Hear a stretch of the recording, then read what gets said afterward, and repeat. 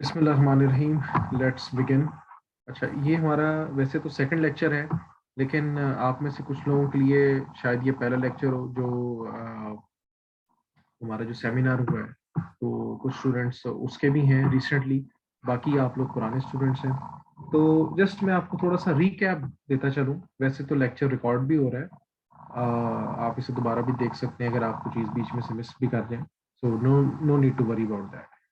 लेकिन जो हमारा फर्स्ट लेक्चर हुआ था इंडो पाक हिस्ट्री का, जो हम ये कोर्स को लेके चले हैं, तो बेसिकली हमने स्टार्ट कहाँ से किया था? हमने किया था इंडस वैली सिविलाइजेशन से जो है स्टार्ट। तो हमने देखा था सिविलाइजेशन थी, आगे जाके फिर ग्रीक कॉन्क्वेस्ट होती है, सॉरी आर्यन इन्वेजन होती है। आर्यन इन्वेजन के बाद जैनिज्म जो है वो in reaction to the caste system, फिर पर्शियंस इंडो पाक सब कॉन्टिनेंट को अपना हिस्सा जो है वो बना लेते हैं। मतलब यहाँ का जो एरिया है उसको अपनी एम्पायर में शामिल कर लेते हैं पर्शियंस जो है। फिर ग्रीक इन्वेजन होती है, अलेक्जेंडर यहाँ पे आता है, अलेक्जेंडर द ग्रेट, जिसको हम उर्दू में सिकंदर आजम कहते हैं। आवाज क्लियर है? नो जी सर, सर। क्लियर है। मेरी तरफ सर क्लियर है सर। शायद उनका नेटवर्क प्रॉब्लम हो। दोबारा चेक कर लें, लेकिन आई थिंक सो मेरी तरफ से अपेरेंटली तो कोई प्रॉब्लम नहीं है। आई होप मेरी तरफ से भी कोई प्रॉब्लम नहीं है सर। मे बी जी। पॉसिबल सर इनका नेटवर्क स्लो। इनको कहें अब सर लिंक दोबारा ज्वाइन करें। अब मेरी आवाज क्लियर आ रही है? अब किसी को प्रॉब्लम है तो बताएं जी। All clear? सर आपकी आवाज आ रही है, साथ में दूसरी आवाजें भी, मतलब कुछ है पीछे पीछे डिस्टॉर्शन आ रही है। अच्छा, आई डोंट नो फिर ऐसा क्यों है। एक मिनट में जरा बाकी डिवाइसेस से जरा लॉग आउट कर दूं, तो मे बी उसकी बैंडविड्थ इंक्रीज हो जाए अगर मेरी तरफ से problem. Give me a second.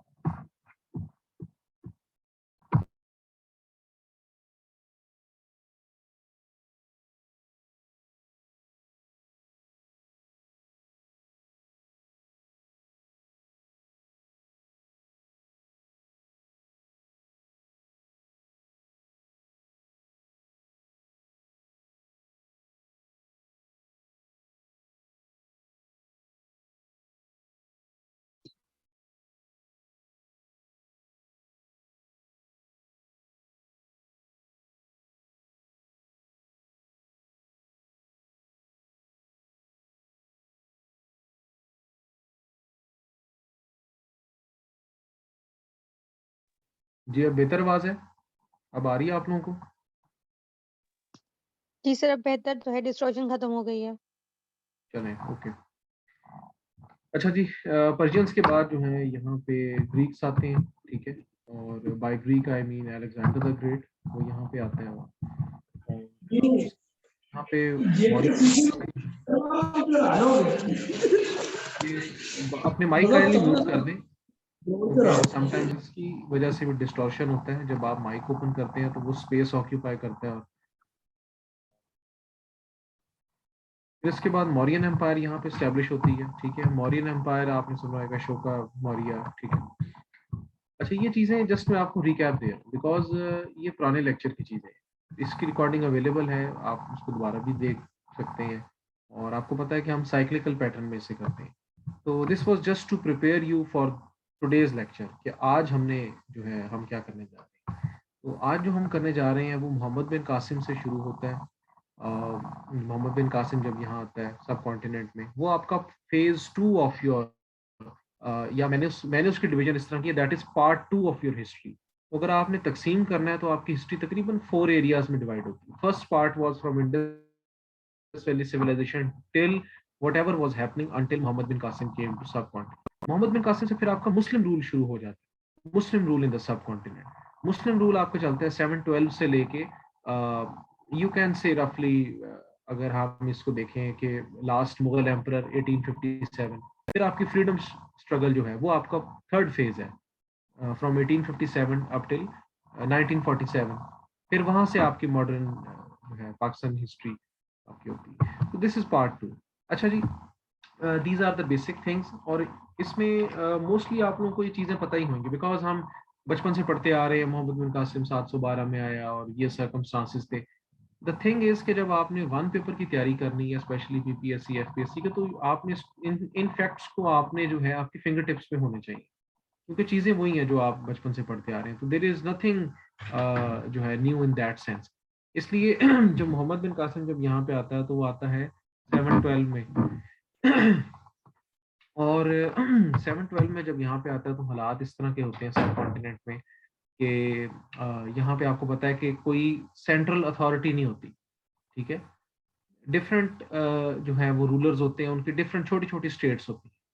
तो जो सर्कमस्टांसेस थे यहाँ पे मोहम्मद बिन कासिम जिन सर्कमस्टांसेस में आया, नॉर्मली इट इज सेड कि जी उसको कि जी he was deputed by the governor of Baghdad, Hajjaj bin Yusuf. लेकिन उससे उससे पहले जो है मतलब I would like to I would like you to know that Muhammad bin Qasim से पहले यहाँ पे 2 मिशन आते हैं पहले, और मोस्टली उसमें वट एवर द पर्पज, लेकिन it had the most strategic objective then कि सिंपली लेटर लिखा लो, मतलब ये हियर आए। सो अब यहाँ पे किसी ने सवाल पूछा है कि 711 है या 12 है। यार 712 है, जो स्टैंडर्ड बुक है ना फरूक नसीम बाजवा की, उसमें 712 तारीख मेंशन है, तो आप 712 को ही फॉलो करें। अच्छा, यहाँ पे आता है और यहाँ पे आपको पता है राजा दाहिर को डिफीट करते हैं और अपनी एम्पायर को या अरब एम्पायर जो है उसको आगे आगे एक्सपैंड करता है, ठीक है। अच्छा, मोहम्मद बिन कासिम जो है वो कहाँ तक जाता है, कहाँ तक अपनी जो है अरब किंगडम को लेके जाता है यहाँ मुल्तान तक। अच्छा, उस वक्त का मुल्तान अगर मैं आपको बताऊं ना, तो आप समझ रहे हो कि शायद मुल्तान शहर तक ये रीजन जो है, ये आप समझ लें Multan at that time was a region, ठीक है। जो जिसका जो सेंट्रल सिटी थी that was Multan, but as a region it was known as Multan. तो यहाँ ये फॉर एग्जांपल ये देबल जो है यहाँ पे मोहम्मद बिन कासिम सी रूट से आता है, और आपको पता है यहाँ पे सारा कॉन्कर करके ये उसका ये एरिया उसके कंट्रोल में होता है, ठीक है। और ये एरिया बन जाता है as part of the Arab empire, ठीक है। उनकी उनका एक प्रोविंस बन जाता है। और यहाँ पे जो मोहम्मद बिन कासिम का रूल भी आपको पता है कि बहुत ज्यादा देर तक नहीं रहता, उसको वापस बुला लिया जाता है, ठीक है। और उसका जस्ट रियल नेम देख लें आप, क्या है, इमादुद्दीन मोहम्मद बिन कासिम। इसका रिलेशनशिप क्या है हजाज बिन यूसुफ से, कि वो उसका सन इन लॉ था। अच्छा, अब इनिशियली जब ये एरियाज बनते हैं as province of the Arab empire, तो for some time they are ruled from Baghdad, ठीक है, क्योंकि बगदाद कैपिटल था। लेकिन 872 तक, यानी कि 712 में मोहम्मद बिन कासिम इधर आता है, तो 872 तक यू कैन से ऑलमोस्ट 160 ईयर्स तक अरब एम्पायर का हिस्सा रहता है। उसके बाद जो है ये इंडिपेंडेंट किंगडम बन जाती है ये दोनों एरियाज, ठीक है।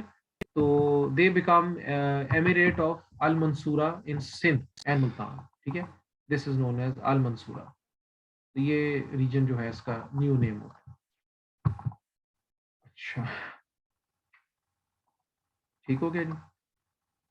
और साथ साथ मैं आपको ये भी बताता चलूं कि एक तो मोहम्मद बिन कासिम की कॉन्क्वेस्ट है इधर इन 712, और साथ साथ आपको पता है कि मुस्लिम मुस्लिम आर्मीज जो हैं वो all over the world, all over the known parts of the world they were expanding, यानी कि around 711 12 around the same years Tariq bin Ziyad ये जो है this is known as Al Andalus, इसको अरबिक में कहते हैं, मींस स्पेन इन इंग्लिश।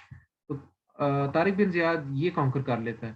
तो इसी तरह Muslim armies they were expanding the Arab empire, और by 713 they reach this central Asia, ठीक है। अगर आप ये मॉडर्न डे पाकिस्तान एज्यूम करें, and this is Iran, this is Afghanistan, और ये सेंट्रल एशिया, ठीक है। तो अराउंड 713 तक मुस्लिम आर्मी सेंट्रल एशिया तक चली जाती है।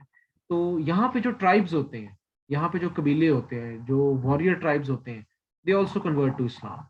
तो लिहाजा इस्लाम जो है वो समरकंद और बुखारा तक फैल जाता है। समरकंद बुखारा किधर है? ये आपकी सेंट्रल एशियन सिटीज हैं, ठीक है। और बुखारा से you know the most famous compiler of हदीस, ठीक है, ऑल्सो बिलोंग फ्रॉम बुखारा। अच्छा, यहाँ तक जो है वो मुस्लिम प्रिंसिपैलिटीज या मुस्लिम जो है वो एम्पायर यहाँ तक फैल जाती है, तो लिहाजा ये ट्राइब्स भी मुस्लिम हो गए। अब नेक्स्ट फेज ऑफ सब continent, next phase of history जो है सब कॉन्टिनेंट की, that will be determined by what ever these tribes do. यानी कि यहाँ पे जो कबीले होते हैं वो जंगजू कबीले होते हैं। नाउ यू कैन आर्ग्यू के जो है फर्टाइल लैंड्स पे अटैक करना, उनके रिसोर्सेज कैप्चर करना, ये उनके किसी हद तक कल्चर का भी हिस्सा था। तो यहाँ पे जो वॉरियर ट्राइब्स होते हैं, दे अटैक सब continent for the next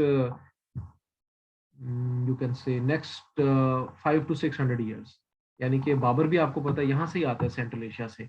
Mahmood Ghazni कहाँ से आता है? अफगानिस्तान से आता है। मोहम्मद गौरी उसके बाद आता है, वो भी अफगानिस्तान से होता है। फिर उसके बाद डिफरेंट जो है वो यहाँ पे मुस्लिम डायनेस्टीज हैं, they face attack from the central Asia.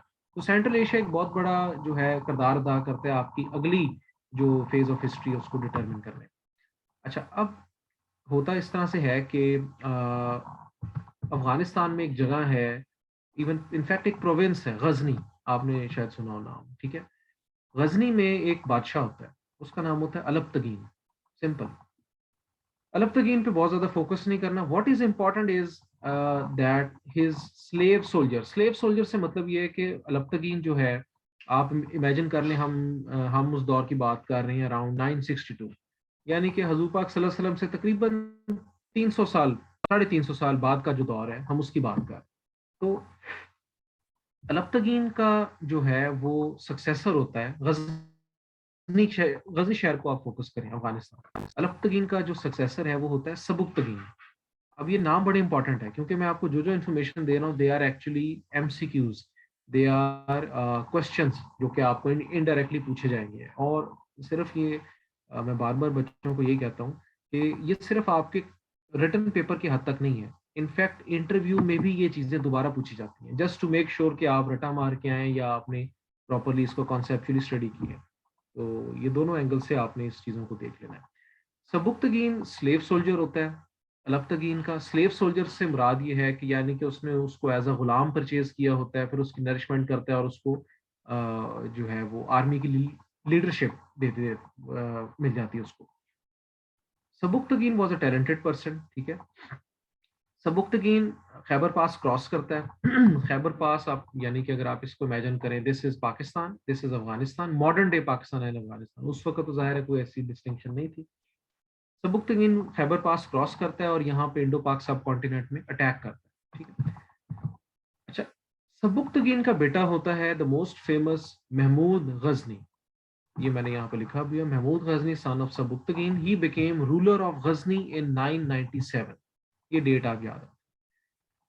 अच्छा, 997 में जब वो रूलर बनता है तो यहाँ पे सूरत हाल ये थी इंडो पाक सब कॉन्टिनेंट की कि यहाँ पे कुछ मुस्लिम किंगडम्स भी थी, यानी कि एमिरेट ऑफ अल मंसूरा जो मैंने आपको बताई थी वो भी थी, और यहाँ पे हिंदू किंगडम्स भी थी, छोटी छोटी टुकड़ों में बटी।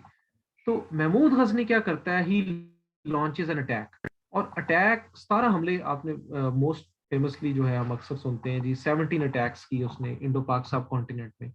तो एक्चुअली करता है वो इस तरह से है कि ही अटैक्ड इन ऑल डायरेक्शंस, क्योंकि उस वक्त की पॉलिटिकल एनवायरनमेंट ऐसी थी कि जो है कुछ स्टेबिलिटी तो थी नहीं इंटरनेशनल रिलेशंस में।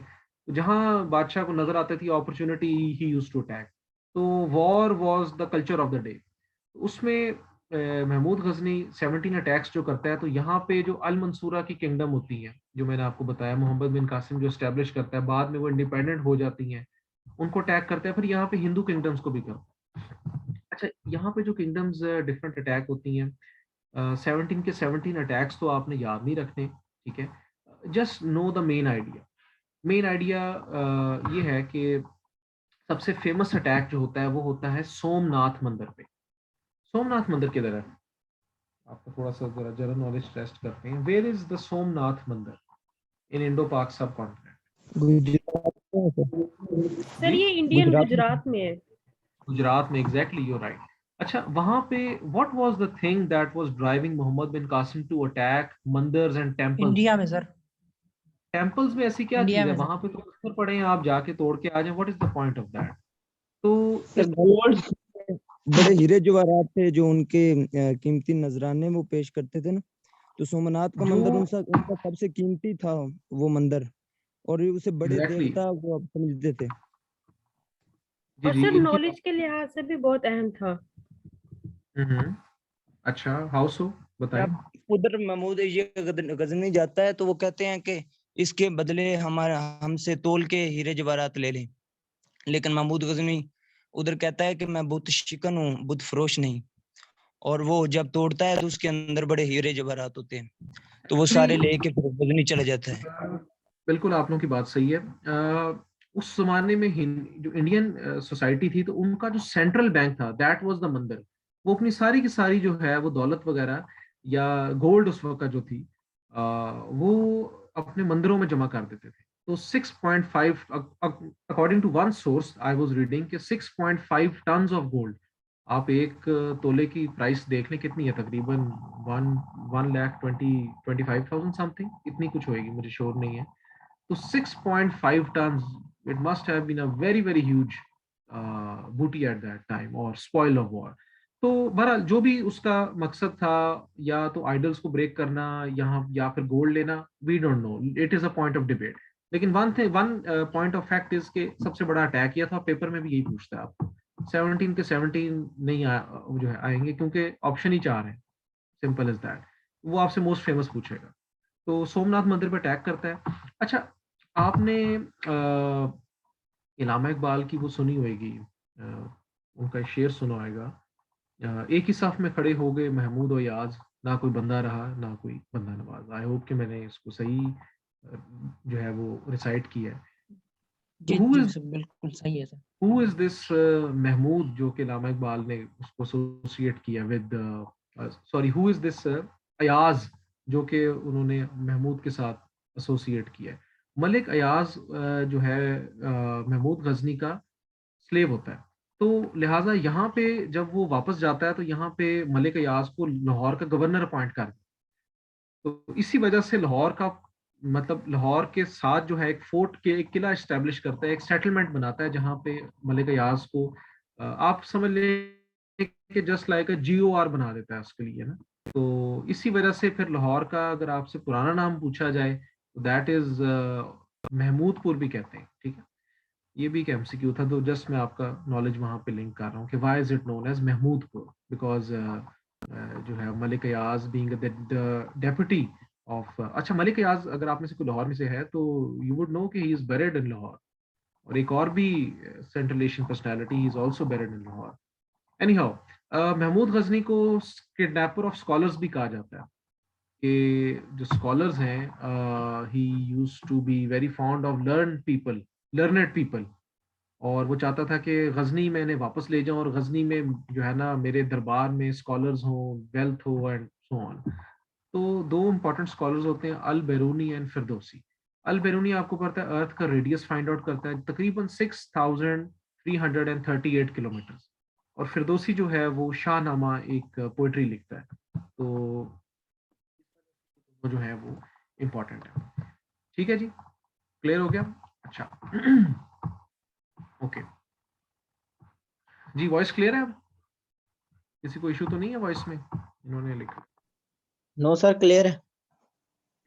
ये 17 अटैक्स हैं, ये आपको मिल जाएंगे नेट से, कोई इतनी इसमें परेशानी की बात नहीं है। अगर आपने फिर भी इसको देखना तो आप देख सकते हैं। बहरहाल this is the most important attack, these are the overall 17 attacks. Okay,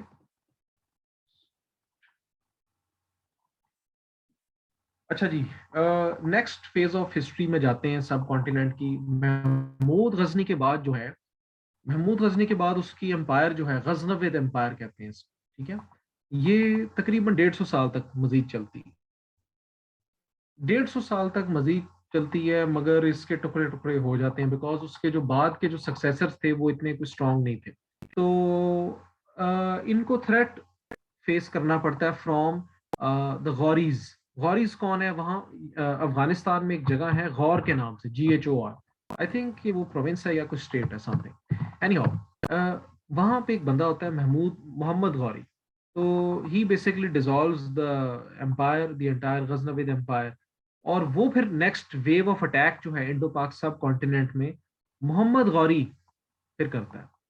Mohammad Ghori पहली रेड करता है सब इंडो पाक सब कॉन्टिनेंट में या प्रेजेंट डे पाकिस्तान में इन 1175। अच्छा, एक मैं आपको चीज बताना भूल गया, महमूद गजनी के दौर में एक बुजुर्ग यहाँ पे आते हैं लाहौर में।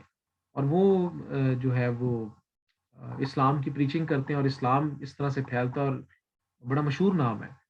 आपके पेपर में भी वो पूछते हैं कि जी कौन है। तो वो कौन से बुजुर्ग हैं जो गजनी से आए लाहौर में, यहाँ पे आके उन्होंने अपनी प्रीचिंग की और इस तरह इस्लाम को फैलाया। वो हजरत दाता अली बिन गंज उस्मान बख्श अली जवेरी। अली हजवेरी, बिल्कुल बिल्कुल।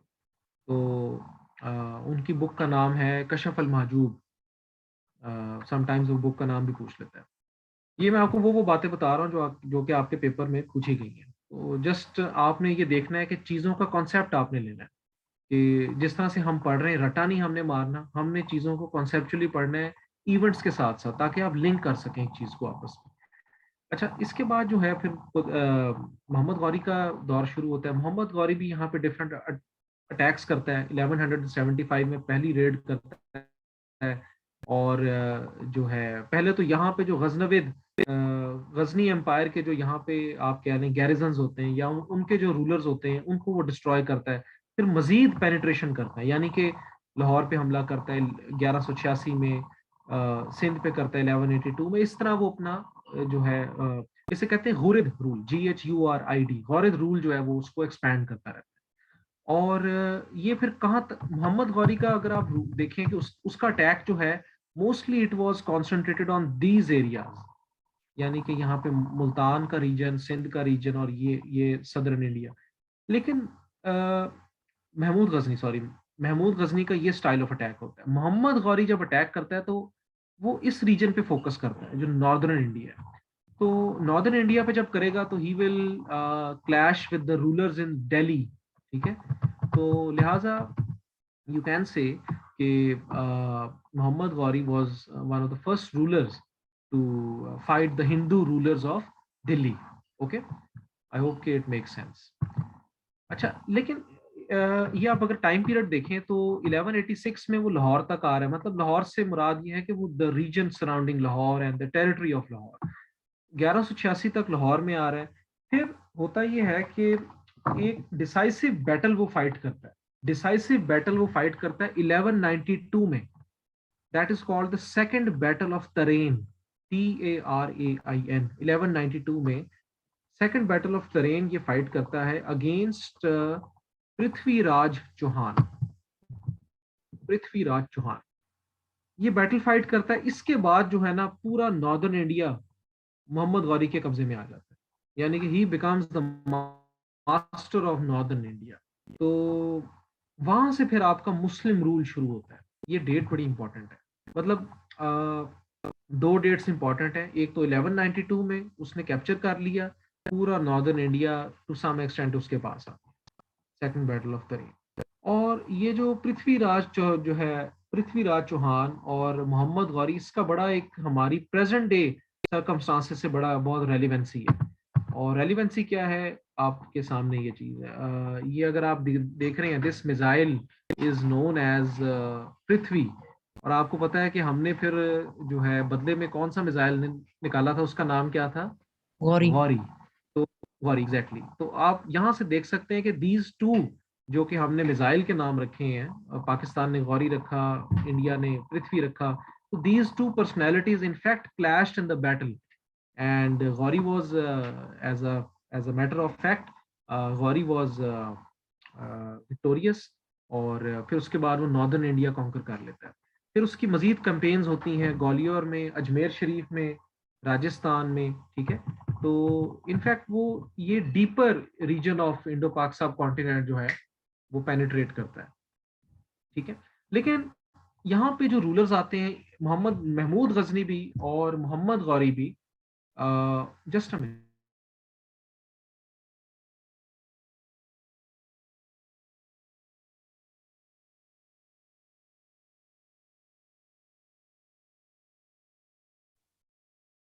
महमूद गजनी और मोहम्मद गौरी दोनों जब ये अटैक करते हैं तो यहाँ पे उनकी जो है उनकी पॉलिसी ये होती है कि they use to attack and then they would go back. यानी कि यहाँ पे कोई एज सच कोई किंगडम एस्टेब्लिश नहीं करता, कोई यहाँ पे मुस्लिम रूल को एस्टेब्लिश नहीं करता, ठीक है, या फिर अपने गवर्नर छोड़ जाएंगे for a very small territory, लेकिन एज सच कोई एम्पायर एस्टेब्लिश नहीं होती। लेकिन नॉर्दर्न इंडिया में जब मोहम्मद गौरी जब वापस जाता है तो he establishes sort of his deputy, अपने डेप्यूटी को छोड़ जो है यहाँ पे छोड़ जाता है, and that deputy is none other than Qutbuddin Aibak. Qutbuddin Aibak भी क्या होता है, स्लेव जनरल होता है, किसका, मोहम्मद गौरी का। अच्छा, कुतुबुद्दीन ऐबक जो है he becomes the, you can say at that time, ruler of Delhi। लेकिन मोहम्मद गौरी जो है he was assassinated, तो उसकी एम्पायर जो है वो बढ़ जाती है उसके स्लेव जनरल्स में। यानी कि उसने जहां जहां गवर्नर अपॉइंट किए होते हैं, गजनी में गवर्नर अपॉइंट किया होता है, मुल्तान में, दिल्ली में, बिहार में, तो वो एम्पायर जो है वो सक्सीड कर लेते हैं। तो कुतुबुद्दीन ऐबक के हिस्से में आ जाती है ये, क्योंकि वो गवर्नर होता है दिल्ली का, तो governor of Delhi and Lahore, ठीक है, जो द एंटायर नॉर्दर्न इंडिया। तो कुतुबुद्दीन ऐबक जो है फिर यहाँ पे एस्टेब्लिश करता है क्या, the first Muslim rule in subcontinent. तो अगर आपसे पूछा जाए कि जी when was the first Muslim rule establish in the subcontinent, you should immediately say 1206, 1206 में।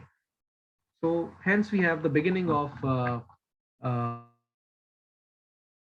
सल्तनत। और ये कब तक चलती है, 1206 से लेके 1526 तक, जब तक बाबर नहीं आता। बाबर कहाँ से आता है, उज्बेकिस्तान से आता है, सेंट्रल एशिया से आता है। तो जब तक बाबर नहीं आता तो डिफरेंट डायनेस्टीज जो हैं वो इंडो पाक सब कॉन्टिनेंट को, एटलीस्ट नॉर्दर्न इंडिया को जो है वो सक्सेशन में रूल करती हैं। और वो डायनेस्टीज कौन कौन सी हैं, मतलब देखें ना, ये गौरिद रूल जो है, इसको अगर आप देखें तो उसके बाद ये स्लेव डायनेस्टी। अच्छा, क्योंकि Qutbuddin Aibak he was a slave, गुलाम था, उसके बाद उसको आजाद कर दिया जाता है, मतलब, and then he establishes the empire in northern India. तो that dynasty and his successors, because it was established by a slave, so it is known as slave dynasty. इसे आप जो है वो हिस्ट्री में पढ़ेंगे, ममलूक डायनेस्टी भी कहते हैं, because Mamluk is known is another word for slave, गुलाम के लिए भी इस्तेमाल करते हैं।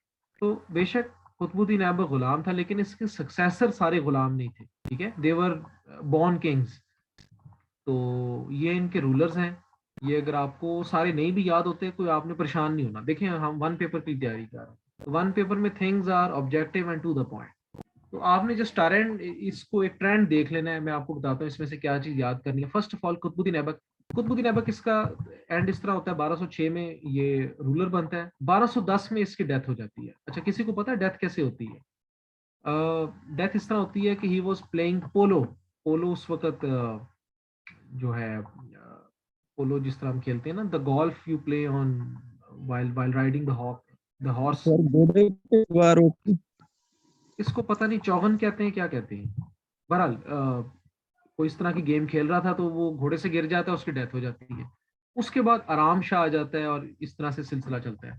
अच्छा, आपने ये रखना ज़हन में कि जो जो इम्पोर्टेंट रूलर्स हैं, कुतुबुद्दीन ऐबक, फिर इल्तुतमिश आ जाता है। इल्तुतमिश ये इसका सन इन लॉ होता है, ठीक है, दामाद होता है इसका, कुतुबुद्दीन ऐबक का। इल्तुतमिश जो है बड़ा एक अजीबोगरीब काम करता है, जो कि नॉर्मली पीपल डोंट डू, कि वो अपॉइंट कर देता है किसको, अपनी बेटी को अपॉइंट कर देता है एज अ रूलर। आप यानी कि देख लें कि नॉर्मली बादशाह अपने बेटों को अपॉइंट करते हैं, लेकिन उसने मेरिट को फॉलो किया, उसको लगा कि उसकी बेटी ज्यादा कॉम्पिटेंट है, ज्यादा जो है उसके अंदर स्किल है टू बी एन एडमिनिस्ट्रेटर, तो वो रजिया सुल्ताना को करता है। पेपर में वो आपसे ये पूछता है कि who was the first Muslim ruler of सब कॉन्टिनेंट। तो जवाब सिंपल है, रजिया सुल्ताना। इवन कि अभी ये जो इंटरव्यू हो रहे हैं सीएसएस में, सीएसएस के इंटरव्यूज हो रहे हैं, उसमें भी उन्होंने पूछा है कि जी ये रजिया सुल्ताना के बारे में बताएं। तो in fact you should know at least 2 to 3 points, ताकि आप जो है ना कुछ बता सकें। She was the first Muslim women ruler. लेकिन उसको भी जो है उस जमाने का आपको पता है कि सोच ऐसी थी कि इतना इजीली एक्सेप्ट नहीं वो करते थे कि जी ये खातून हो, as a ruler. So she faced many problems and eventually she was murdered. इसी तरह ये सारा सिलसिला चलता रहता है और ये आपके सामने मजीद रूलर्स आते हैं, ठीक है। गयासुद्दीन बलबन जो है he was the last ruler. ये 1266 से लेके 1290 तक जो है ये बादशाह रहता है of the slave dynasty. Now they were all Muslims and they ruled from Delhi, so their rule is the Delhi Muslim rule, ठीक है। अच्छा, इसके बाद जो है स्लेव डायनेस्टी के बाद यहाँ पे एक नेक्स्ट डायनेस्टी आती है after Balban, and let me change the slides just a second.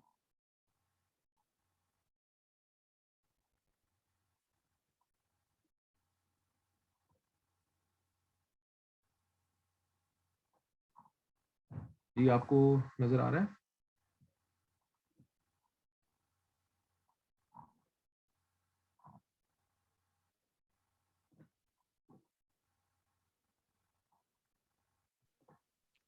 Screen नजर नहीं आ रहा सर। स्क्रीन नजर आ रही है अब आपको? जी नजर आ रहा है आपको? यस सर, नजर आ रहा है। ओके जी सर। अच्छा जी, स्टार्ट करते हैं। ये बेसिकली मैंने 2 स्लाइड्स में इसको किया हुआ है, थोड़ा सा डिस्ट्रीब्यूट किया हुआ है। अच्छा, दिल्ली की पोजीशन देख लें। ये डिफरेंट जो इंडो पाक सब कॉन्टिनेंट का मैप है। इसमें स्लेव डायनेस्टी जो है, ये जो पिंक एरिया है, ये स्लेव डायनेस्टी के कंट्रोल में होता है। यानी कि अगर आप आइडिया लें तो it was ruled from Delhi and they had Punjab, Sindh, northern India under their control. यहाँ पे अगर आप पूछें कि जी ये यहाँ पे सदर्न इंडिया में क्या होता है, तो this is different Hindu dynasties होती है, लेकिन the upper India was almost ruled by the Muslim dynasty. इसी वजह से जो उर्दू लैंग्वेज की डेवलपमेंट है, that is by northern India. Mostly आपको जो शहर मिलेंगे इन द नॉर्दर्न इंडिया, वहाँ पे वो प्योर उर्दू उस तरह से बोली जाती है, जो एक टिपिकल मतलब हमारा उस तरह से है, जहाँ पे पोइट्स जो हैं they were mostly from these regions because they had stayed under the Muslim rule. और फिर जब यहाँ पे सेंट्रल एशियन लैंग्वेज, जब यहाँ पे central Asian language, Persian language और यहाँ की लोकल लैंग्वेज, जब ये फ्यूजन होती है इनकी, तो फिर आपकी मॉडर्न लैंग्वेज जो है वो वहाँ बनती है, that is none other than your national language Urdu.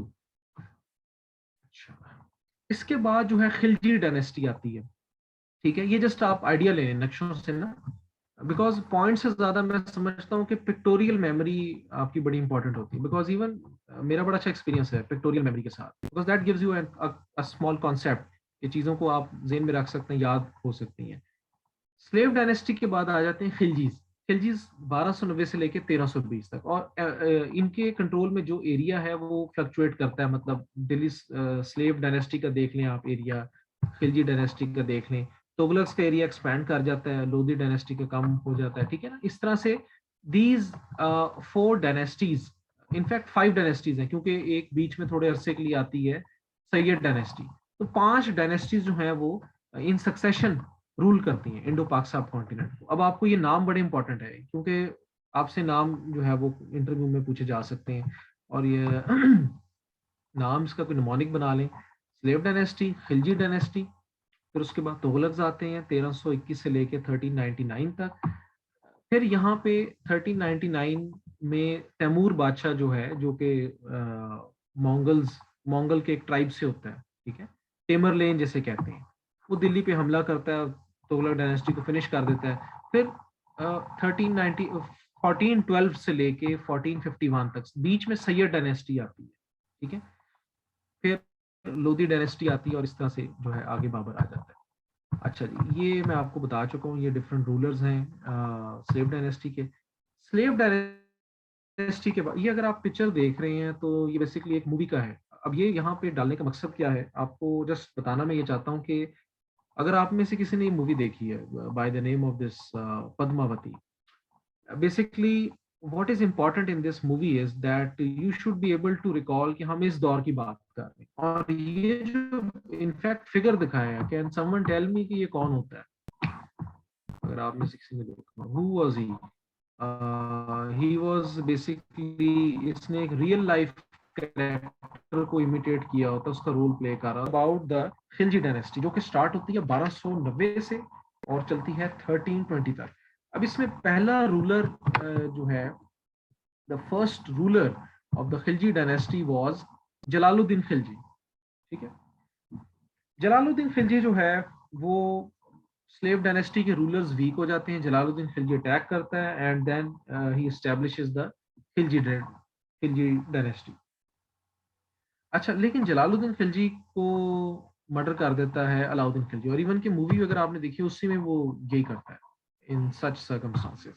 तो when Jalaluddin Khilji was murdered by Alauddin Khilji, he becomes the ruler. और अब उन्होंने मूवी में थोड़ा सा, because you are getting the Indian narrative how they viewed the Muslim rule in subcontinent, तो उसमें जाहिर है वो थोड़ा सा बायस्ड होंगे। लेकिन वन थिंग इज ट्रू कि ही वाज अ बड़ा एक स्ट्रिक्ट रूलर था, और हिस्ट्री बुक सेज कि he was a very very brutal in some ways, और इसने मतलब अपने अंकल को कत्ल करता है, ये खुद बादशाह बन जाता है। तो ही was a true Machiavellian. Machiavelli की अगर आपने किताब पढ़ी है ना, उसमें वो कहता है कि इक़्तिदार लेने के लिए आप कुछ भी कर जाएं, everything is fair in love and war. तो ये उसकी एक प्रैक्टिकल एग्जांपल है। तो इसी तरह ही ये जो है ना, लेकिन इसका एक अच्छा इम्पैक्ट ये होता है, इसकी ब्रुटैलिटी का, इसकी क्रुएलिटी का एक अच्छा इम्पैक्ट ये होता है कि उस वक्त इंडो पाक सब कॉन्टिनेंट को एक बहुत बड़ा थ्रेट फेस होता है, और वो थ्रेट होता है कहाँ से? मंगल से। मंगल्स आपने देखे ये चंगेज खान और इसके जो ट्राइब्स हैं, ये पूरी दुनिया में तबाही मचाते हैं। मतलब ये ऐसी एक जंगजू कौम होती है कि जिस शहर में जाते हैं उसको बिल्कुल जो है वो फ्लैट कर देते हैं। वहां पे फिर आपको पता है कि खोपड़ियों के मीनार बनाते हैं, और मतलब जो है, और इनकी अडेप्टेबिलिटी बड़ी होती है, ये इनकी कैवलरी स्किल्स बड़े अच्छे होते हैं, इनकी मिलिट्री टैक्टिक्स बड़े अच्छे होते हैं। तो ये पूरी दुनिया में एक ऐसी जो है ना एक लेयर आती है मंगोल कॉन्क्वेस्ट की, और इनफैक्ट इंडो पाक सब कॉन्टिनेंट पे भी अटैक करती है। लेकिन अलाउद्दीन खिलजी की ब्रुटैलिटी का फायदा जो है वो इंडो पाक सब कॉन्टिनेंट को ये होता है कि मंगोल्स को बड़ा टफ टाइम देता है। मंगोल्स इतना इजीली नहीं ये मतलब कर सकते, और आप देख सकते हैं कि the Mongols they reached Delhi by 1304 and they were defeated by Alauddin Khilji. यानी कि वो मंगोल्स जिन्होंने 1258 में पूरे बगदाद शहर को तबाह कर दिया, मुस्लिम रूल को जो है Muslim rule in the middle east उसको तबाह कर दिया, अब्बास जो एबसिड एम्पायर है। तो इनफैक्ट आपकी जो मुस्लिम rule in subcontinent that was preserved largely to thanks to the brutality of Alauddin Khilji और इसकी जो मिलिट्री रिफॉर्म्स हैं। लेकिन no one can escape death. In 1316 he had to die, और इसकी डेथ हो जाती है। अच्छा, ठीक है जी। इसके बाद जो है मुबारक खिलजी आ जाता है फॉर सम टाइम 1316 से लेके 1320 तक। तो खिलजी डायनेस्टी के 3 रूलर्स हैं, जलालुद्दीन खिलजी, अलाउद्दीन खिलजी एंड मुबारक खिलजी। इनका जो सर नेम है सारों का सेम ही होएगा, जस्ट आप 3 याद रखें, ठीक है। अच्छा, मुबारक खिलजी के बाद जो है यहाँ पे रूल शुरू होता है किनका? तुगलक्स का। He was in control of Punjab. तो फिर ये जो है while seeing the weakness of Mubarak Khilji वो अटैक करता है, और यहाँ पे फिर नेक्स्ट डायनेस्टी एस्टैब्लिश हो जाती है, that is the Tughlaq dynasty. Because largely why it is Tughlaq dynasty? Because of this Ghiyasuddin Tughlaq. ठीक है जी। गयासुद्दीन तुगलक के बाद जो है उसका सक्सेसर आता है, and that is Mohammad bin Tughlaq, और इसको जूना खान भी कहते हैं, जूना खान। गयासुद्दीन तुगलक के दौर में जो है यहाँ पे एक ट्रैवलर भी आता है name by the name of Ibn Battuta. Ibn Battuta बड़ा फेमस नाम है, आपने सुना होगा इसका। इब्ने बतूता वो मोरक्को से आता है, और यहाँ पे मोहम्मद बिन तुगलक के दौर में ही ऑल्सो बिकम्स हिज काजी in the court of Muhammad bin Tughlaq. और फिर मोहम्मद बिन तुगलक के बाद जो है इसके जो सक्सेसर्स आते हैं, ठीक है जी। इस तरह एक सीरीज ऑफ यहाँ पे रूलर्स के नाम लिखे हो। अच्छा जी, गयासुद्दीन तुगलक, मोहम्मद बिन तुगलक एंड फिरोज शाह तुगलक। अच्छा, फिरोज शाह तुगलक के दौर में जो है you have this conquest of Timur. Timur जो है 1399 में, in some books it is 1398, यहाँ पे दिल्ली तक आता है। और इट इज सेड दैट कि वो इतनी तबाही करता है, इतनी तबाही करता है कि कई महीनों तक पूरे दिल्ली में जो है कोई परिंदा भी नहीं उड़ता। तो यहाँ पे जो तैमूर की इन्वेजन है, that is in fact the end of the Tughlaq empire. क्योंकि तैमूर यहाँ पे बेसिकली रिसोर्स कैप्चर करने के लिए आता है, यहाँ पे लूट मार करने के लिए आता है। तो यहाँ से जब वो वापस जाता है तो दोबारा से एक तुगलक बादशाह को जो है वो बना देता है as a ruler. And just to correct my previous, Nasiruddin Mohammad Tughlaq के दौर में आता है, ठीक है। During the period of Nasiruddin Mohammad Tughlaq he invades India. 1399 भी डेट है, वो भी ठीक है, 1398 भी ठीक है, because at some places you will find, जैसा केएलई की किताब में 1399 है और in some places it is 1398। तो ज्यादा प्रेफर मैं 1399 को ही करूंगा, because it is written by one of the historian. तो उसके बाद जो है यहाँ पे for a brief period of time मैंने आपको बताया सैयद डायनेस्टी आती है, ठीक है, फ्रॉम 1412। अब अगेन देखें डेट्स में आपको बताऊं, थोड़ा सा 1-2 साल पीछे आगे पीछे हो जाता है, तो उससे आपने परेशान नहीं होना। In some places it is from 1412 to 1451। तो बहरहाल ये जहाँ से मैंने लिया उसने 1414 रखा हुआ है। तो 1412 टू 1451 यहाँ पे सैयद डायनेस्टी स्टैब्लिश होती है। सैयद डायनेस्टी का कोई एज सच आपसे क्वेश्चन नहीं पूछते, वो तो बहुत ज्यादा डिटेल में नहीं जाते, जस्ट आपको एक एरा पता हो। बाकी खिलजी डायनेस्टी से सवाल निकलेंगे आपके, तुगलक डायनेस्टी से निकलेंगे, स्लेव डायनेस्टी से निकलेंगे, और लोधी डायनेस्टी से इनफैक्ट 1-2 सवाल आ जाएंगे। सैयद डायनेस्टी के बाद जो है यहाँ पे स्टैब्लिश होती है लोधी डायनेस्टी फ्रॉम 1451 टू 1526। 1526 का जो वाकया है वो इम्पोर्टेंट है। Why is it important? वो इम्पोर्टेंट इसलिए है क्योंकि यहाँ पे beginning of Mughal rule in Delhi. थोड़ा सा आप इसका बैकग्राउंड देख लें इस तरह से कि सेंट्रल एशिया में जो है एक एम्परर होता है, एक बादशाह होता है। तो उसकी जब डेथ होती है तो उसका बेटा जिसका नाम होता है बाबर, उसको असूलन तो उसको आना चाहिए। और ये मैं बात कर रहा हूँ, अगर आपने इमेजिन करना है कि किस इलाके की मैं बात कर रहा हूँ, तो आप समरकंद उस साइड पे आप चले जाएं, समरकंद या उज्बेकिस्तान को आप फोकस करें। उज्बेकिस्तान में एक शहर होता है फरगाना, वहां पे बाबर को अपने फादर की किंगडम को सक्सीड नहीं करने दिया जाता। बाबर बड़ी बड़ी फाइट करता है, बड़ी बड़ी जो है वो जंगे जंगे करता है, लेकिन he is unable to succeed the throne of his father.